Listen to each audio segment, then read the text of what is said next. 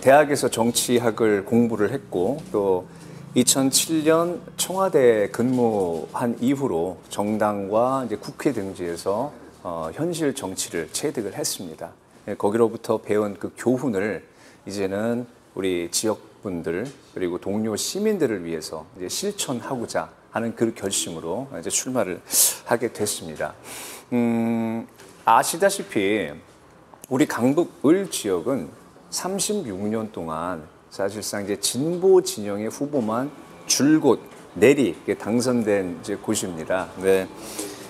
하지만 우리 현실은 어떻습니까? 제가 느끼는 답답함은 왜 아직도 강북은 낙후의 대명사처럼 여겨지는가라는 그런 자문을 스스로 해보고 있고요. 그래서 강북은 정치인들의 말 속에서만 그리고 4년에 한 번만 변화되고 발전되어 왔다라는 게 제 생각입니다. 저 역시 이 얇은 지갑 걱정 없이 장바구니 한번 가득 채워보고 냉장고 채워보는 게 그 소원이 이제 서민이기 때문에 강북 주민들의 어려움을 잘 알고 있습니다. 그래서 마지막으로 말씀을 드리자면 저는 삼양동 산동네 가장 높은 곳에서 제 삶을 시작을 했습니다. 이제는 가장 낮은 곳에서 낮은 마음으로 주민들을 위해서 헌신하고 봉사하겠습니다. 네, 감사합니다.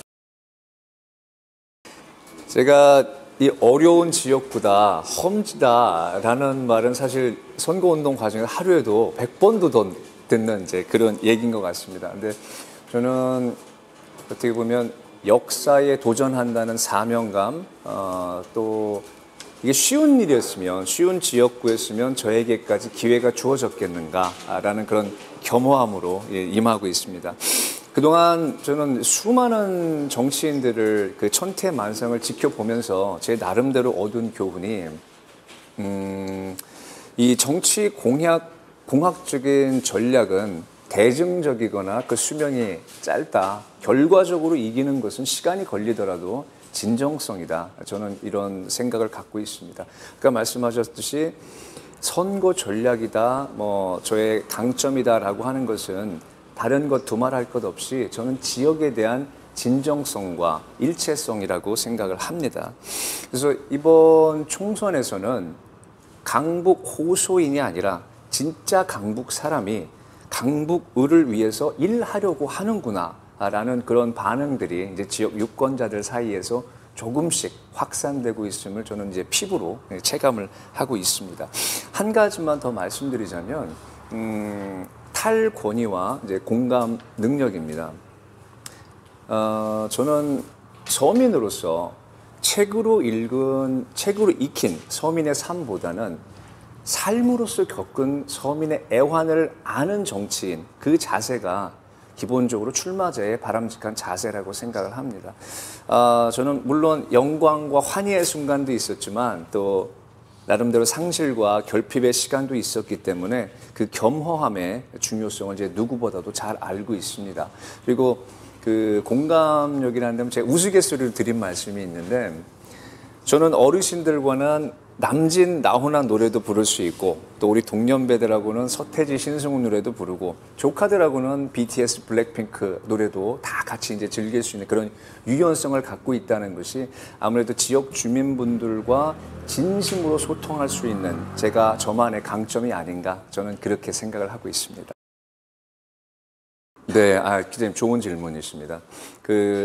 저는 대통령실뿐만이 아니라 아까 말씀드렸다시피 국회나 정당 등에서 그 다양한 이제 정치적인 경험을 쌓았고 그 과정에서 몇 가지 중요한 가치를 나름대로 이제 배양을 했다고 생각을 합니다.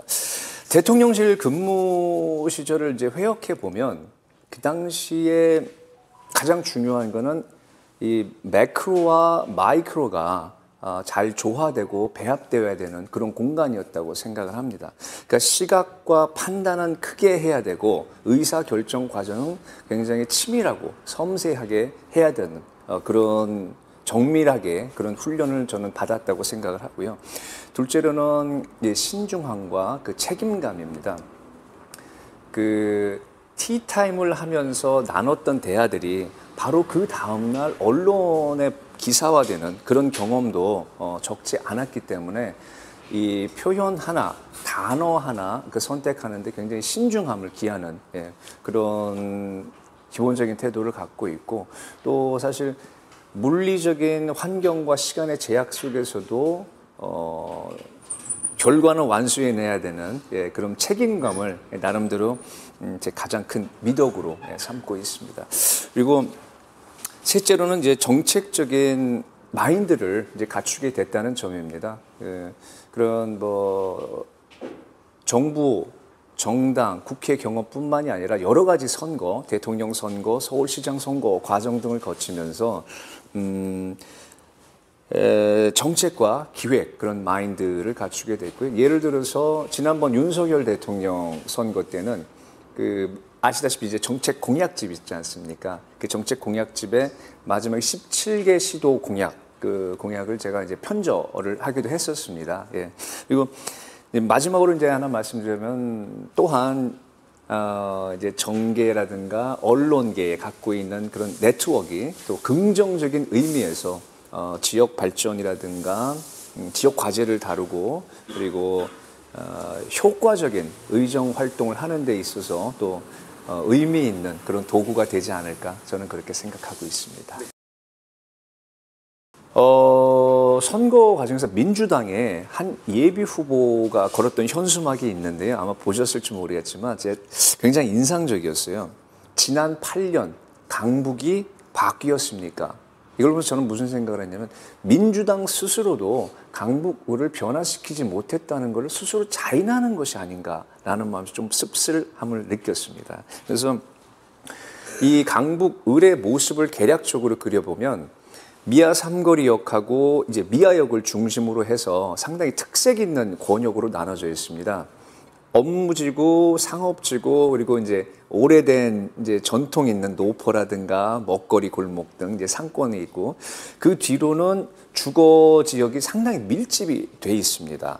그리고 그 뒤로는 또 우리 삼각산동, 삼양동 뒤쪽으로는 북한산 자락이 이제 시작이 되는 곳이고, 번삼동 뒤쪽으로는 서울의 대표적인 숲, 북서울 이제 꿈의 숲이 있습니다. 그래서 제가 추구하고자 하는 바는 기본적으로 이 동심원을 중심으로 해서 첫 번째 섹터는 경제 활력, 두 번째는 쾌적 주거, 안전 주거, 그리고 마지막 섹터는 산과 숲이 있는 여가 문화 섹터로 발전시키고자 하는 그런 생각을 갖고 있습니다.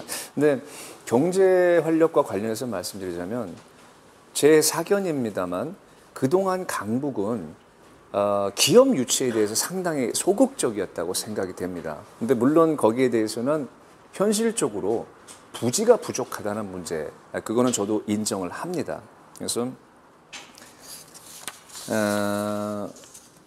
지금 강북5.1 지역에서는 곳곳에서 이제 재개발, 재건축이 추진이 되고 있기 때문에 그걸 통합적으로 고려를 해서 강소기업이나 스타트업, 그리고 뭐 구글 캠퍼스와 같은 그런 커뮤니티 생태계, 그리고 좀 더 나아간다면 이제 공공기관들, 예를 들어서 이제 서울시에서 추진하고 있는 청년 취업 사관학교, 강북 캠퍼스 같은 것을 유치해서, 가장 중요한 것은 일단 강북 경제에 피가 돌게 해야 된다라는 게 제 기본적인 접근 방식입니다. 제가 모든 인프라 개선이 중요하지만 제가 가장 우선 주안점을 두고 있는 것은 주거 환경의 개선입니다. 제가 사진을 하나 보여드리고 싶어요. 이게 제가 얼마 전에 유세 중에 찍은 사진입니다. 계단, 예. 계단 올라가시고 계신 네네. 이 계단이 얼마나 오래됐는지 혹시 느껴지십니까? 예. 이게 한 못해도 50년, 60년 이렇게 예. 되고 있는데, 저보다 훨씬 나이가 든 선배 계단입니다. 그래서 저는 이 사진이 개인적으로 저의 고민이 고스란히 담겨 있는 이제 그 장면이라고 생각을 합니다. 한 자료에 따르면 강북에는 이 노후 주거지가 많을 뿐만 아니라 주택 유형 가운데 이 연립 다세대 주택 비율이 30%가 넘는 곳이 서울에는 이제 유의하다고 하더라고요. 말씀드렸다시피 강북을은 진보 정당에서 36년 동안 독식을 해왔기 때문에 발전시킬 시간은 충분했다고 생각을 합니다. 게다가 강북구청장도 12년간 지금 계속 민주당에서 집권을 하고 있기 때문에 지방 정권을 과연 그분들의 역량이 부족해서 발전이 안 됐을까? 저는 이걸 의도된 지연이라고 생각을 합니다. 즉 의지의 문제라고 생각을 하는 거죠. 얼마 전에 문재인 정부 때 부동산 정책을 총괄했던 그 김수현 청와대 정책실장의 글이 화제가 된 적이 있지 않겠습니까? 다세대, 다가구 주택이 재개발돼서 아파트로 바뀌면 투표 성향이 확 달라진다. 그래서 저는 표를 얻고자 낙후 지역 또 이 한계 주거 지역의 개발을 의도적으로 회피해 왔다라고 저는 생각을 합니다.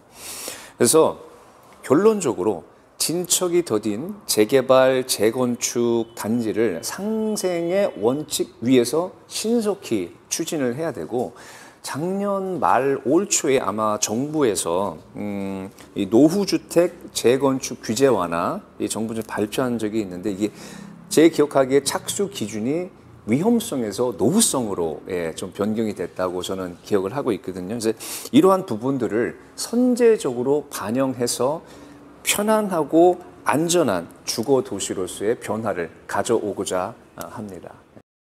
아까 드렸던 사실 말씀인데 제가 첫 출마기 때문에 처음에 지역 유권자분들께 인사를 드렸을 때는 제가 생소한 그런 후보였던 것 같아요. 저 친구 누구지? 라는 그런 좀 생경함도 있었고, 다만 이제 선거 운동 과정이 지속되면서 이제 먼저 와서 말 걸어주시는 분도 계시고, 악수를 해주시는 분도 계시고, 또 특히 지하철에서 이제 우렁차게 화이팅 해주시는 분도 계시고, 그리고 선거 운동 과정에서 제가 가장 기억에 나는 에피소드가 35년 만에 제가 어렸을 때 다니던 그 이발소 사장님, 저는 아저씨라고 불렀죠. 그 아저씨를 우연히 뵙게 돼서 그 정말 눈물을 펑펑 흘리고 부둥켜 안았던 그런 기억도 있습니다.